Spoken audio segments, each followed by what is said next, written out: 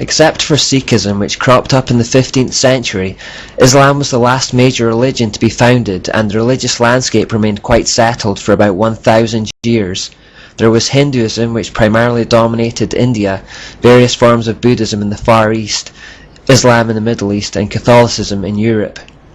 To keep us focused and on track, we're not going to examine the other world religions in any detail at the moment, but you will find if you explore them that the same themes keep coming up. For example, in Buddhism and Taoism, you'll find a concept called yin and yang, which represents the joining of the light male and dark female principles, and the concept of a life force that balances the two. You'll find that bulls are sacred in Hinduism, stemming from the ancient idea that Nimrod was represented by a bull. You'll find sex cults, fertility goddesses, sun worship, serpents of knowledge, and ideas that we can attain godhood through our own efforts. It's repackaged and expressed differently across the world, and given different names, but the basic themes and symbols are all there in some form or another. It's all coming from ancient Babylon. It's probably worth noting that Eastern forms of the mysteries are actually becoming very popular in our culture right now, and are ensnaring even Christians. Although the filtering of Eastern paganism into Britain could be traced at least as far back as the East Indian Trading Company in the 17th and 18th centuries, the real explosion came when the Beatles went to India in the 1960s, and suddenly Eastern mysticism became extremely fashionable. Over the past 50 plus years, its popularity has been steadily growing in the West. Today, for example, we have yoga, Reiki, Zen Buddhism, acupuncture, martial arts, meditation, and Feng Shui, to name just a few of the occult philosophies that grew out of Babylonian mysteries in the East, and which have now been transported to us in the West. Because our culture is now so saturated with it, many Christians don't recognize when they're involved with something that has a satanic origin. For that reason, I have provided an occult checklist in the notes section of the Fuel Project Facebook page. If you are involved in anything listed there, I would strongly suggest you repent and renounce your involvement. For now, however, we're going to stay in Europe and continue our journey through time there. After the Roman Empire collapsed in the 5th century AD at the hands of Germanic barbarians, Europe entered the Dark Ages. The Catholic Church stepped into the power vacuum that had been created by the collapse of the Roman Empire, and it quickly became the most powerful spiritual and political entity in the world. In the 8th century AD, a forged document was created called the Donation of Constantine. It stated that Constantine had bequeathed the Roman Empire to the Catholic popes, and although it was found to be fraudulent in the 15th century, by then its work had already been accomplished. Legal authority over the kings of Europe was already in the hands of the Pope and the Catholic Church. It took a while to secure the new system in Europe, though. In the 7th century, the Pope went looking for a protector to defend Catholic territories. Pepin, the leader of the Franks, was chosen, and he was bribed with the promise that if he cooperated in this mission, his place in heaven would be secured. Battles ensued for a while, but it wasn't until Charlemagne, Pepin's son, that the Pope's security was truly assured.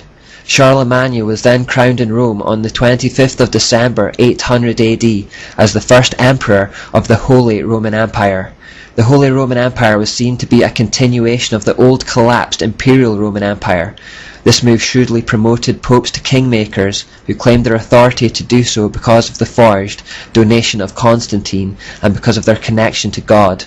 Later, the Catholic historian Tertullian wrote of that transaction that, "Our God no longer reigns, he has resigned all power over to the Pope." At the command of the Pope, Charlemagne went forth on many campaigns of conquest throughout Europe. All conquered lands and people came under the authority of the Catholic Church, and Europe was united under their reign. Consequently, Charlemagne is now considered the father of Europe.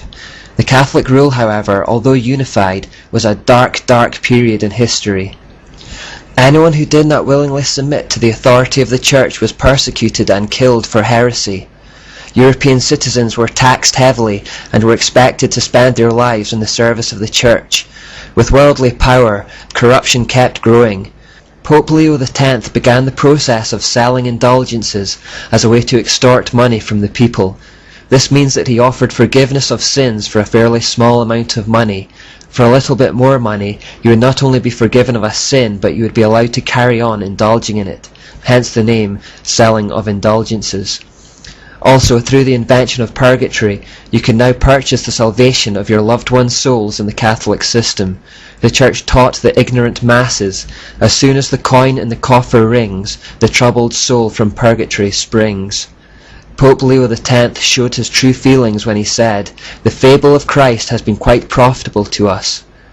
As a result of such corrupt behavior, the Church became exceedingly rich. They played on fear to control and dominate, and increased their wealth in the process. Before long, the Church dominated the political and cultural landscape. It was the most powerful institution in the world, and the Pope the most powerful man.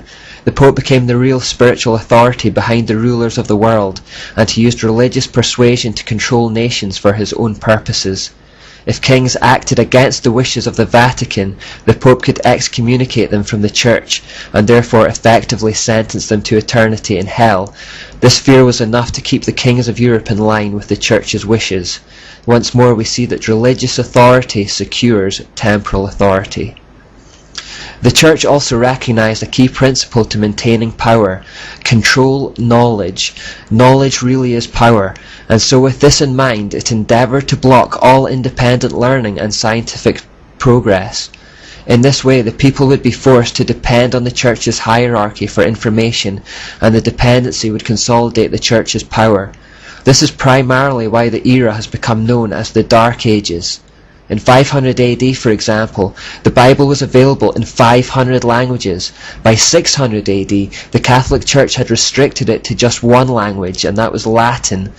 Latin was already a dead language by this time, understood only by priests. In this respect, people became utterly reliant on the Catholic Church for information and knowledge about God.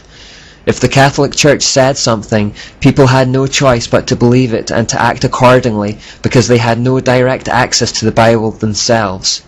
By keeping the population in ignorance and dependent on their instructions, the Church hierarchy could play them like puppets. This deliberate construction of a knowledge-based hierarchy is an occult trait. As Martha Acklesberg said, "Hierarchies make some people dependent on others, blame the dependent for their dependency, and then use that dependency as a justification for further exercise of authority." Throughout the Dark Ages, the corruption kept growing.